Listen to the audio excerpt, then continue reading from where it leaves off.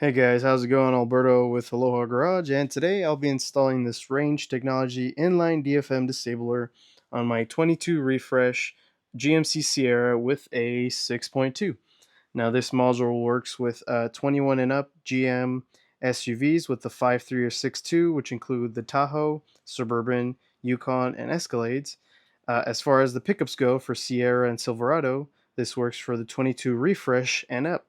Now, to verify that this works with your 22 refresh specifically, you have to verify that the 12th digit of your VIN is 5 or above.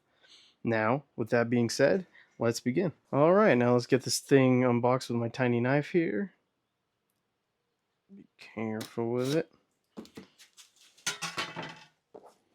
Let's see what's in the box. Alright, oh, mine's, guess it came a little damaged. But looks good to me, so let's get it installed. And quick note, make sure to leave the truck unlocked, otherwise it'll honk at you and scare the shit out of you. Alright, first things first, we're going to remove the negative terminal right here with the 10 mil. Loosen that up. And then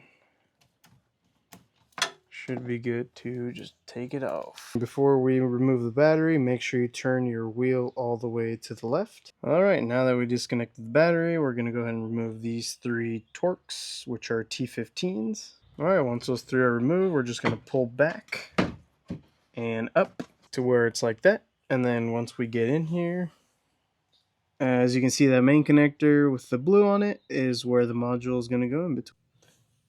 Alright, so this is the part of the video where I'm supposed to be showing you how to remove the harness, but unfortunately I deleted the clip. So as you can see, the little red tab right there, you can go ahead and use either a fingernail or a pick to pull it towards you. And then there is a black tab that you can push down right in front of that. And after you hear that click, you go and pull that latch towards you, and the harness should easily come off, just like in the next clip. Alright, so then we'll grab our range module, the logo facing you, with the spring-loaded side facing the ECM. Just going to slide it on, and make sure you hear the click from that spring tension side. There it is. And then you go backwards. So we'll put the harness back on. Just gotta wiggle it in there. Alright, once you get it wiggled on there, we're just gonna re-secure it. And make sure that black piece clicks back in, and then you'll push that red lock back in so it doesn't come back out. So we're gonna bring down the wheel liner, reattach the T15s. There it is, and then we'll reattach the battery. Alright, so we'll reconnect the battery. Secure it down with the 10 mil. Turn it on and see if everything looks fine.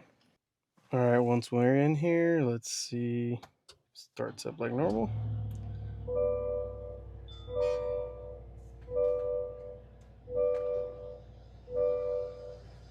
And no lights except for the hood being open.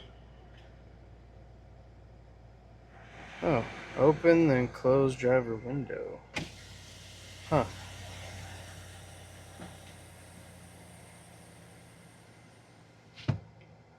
Open then close passenger window.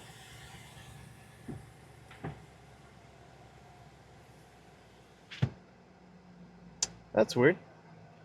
Otherwise, I need gas, and that's the full install. Alright, and that concludes the install. Now, unfortunately, this 6.2 currently has a recall for engine failure, so as soon as I got to take it to the dealership, I'll be removing the module since it's pretty quick install and removal, as well as the oil separator. But other than that, I noticed that it did get rid of the auto start-stop feature, but the little light on the switch is still on, but it doesn't actually do the auto start-stop, so that's good. So I'll have to drive it and see the performance difference. I'm sure I'll lose some MPGs, but it's worth having the full V8 power. Thanks for watching.